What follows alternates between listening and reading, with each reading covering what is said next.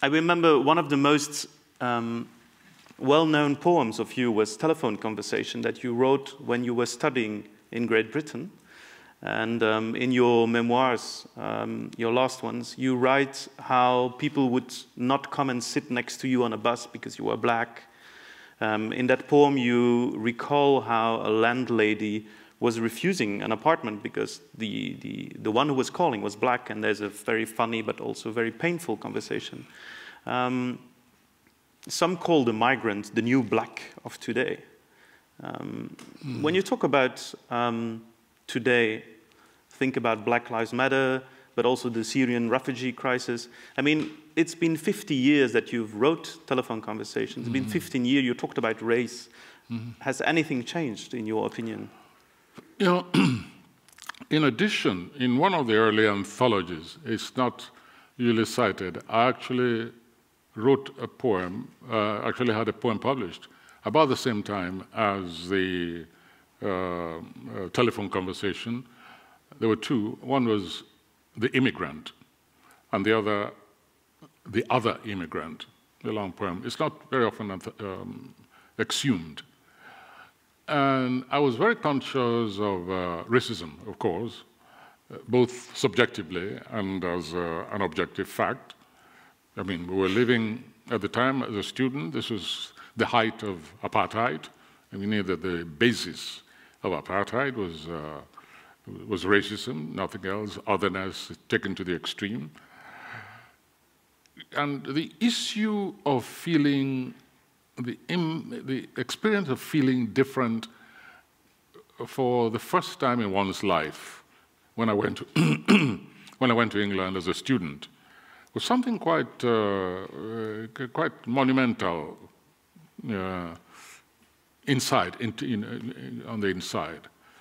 I find it very difficult to believe because, again, sorry, seriously this time, not just Yoruba, but many people, many nationalities in West Africa and in most of Africa are very accommodating. I grew up with white colonials, the colonial masters, with Lebanese traders, Greek traders, Italians owned construction companies, at least were their buildings. So I never felt that they were, I didn't feel their otherness strongly enough. I recognized what they were, and occasionally we had clashes, incidents of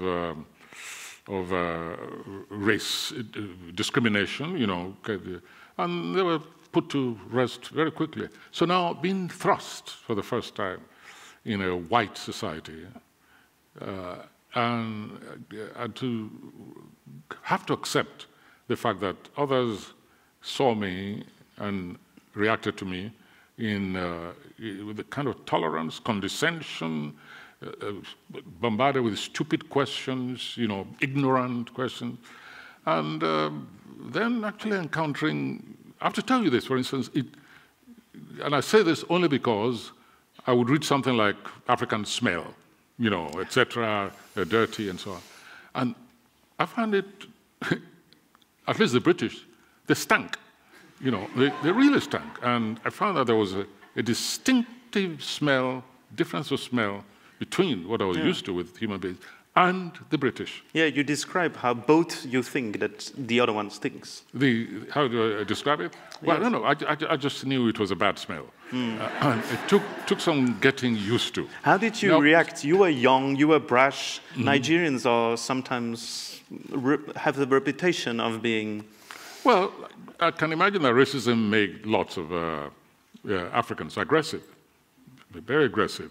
Not just... Not you. Not me? Not you back then. I think, well, I don't know if my teaming up with some rather militant West Indians could be called aggressive, but it was a sort of self-protect. Remember, that was the period when, in fact, Africans would be chased down dark alleys. And when I used to come to London on holidays, it wasn't too bad up north, even though it was strong there. People would get up from their seat in the bus, you know, to stay away from you. It was very, very clear. But in London, during the period which you call the Teddy Boys, They are teddy boys like the gang, street gang, and with a very strong racist ideas, sponsored by an intellectual like Colin Powell, of the extreme nationalist movement. This was a tripos, a Cambridge tripos intellectual, and he was literally a Nazi. And after his rally at Hyde Park, the Teddy Boys took strength from that accreditation, and they would chase us sometimes down the alleyways.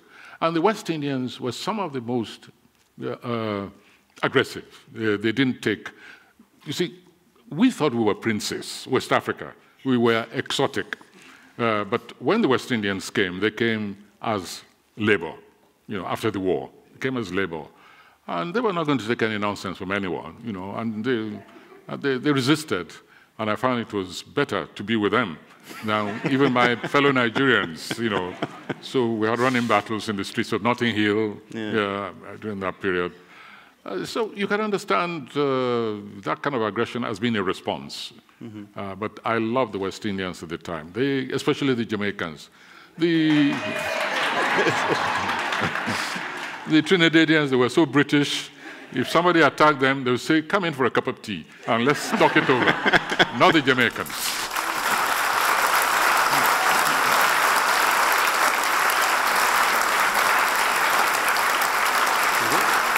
Thank you very much.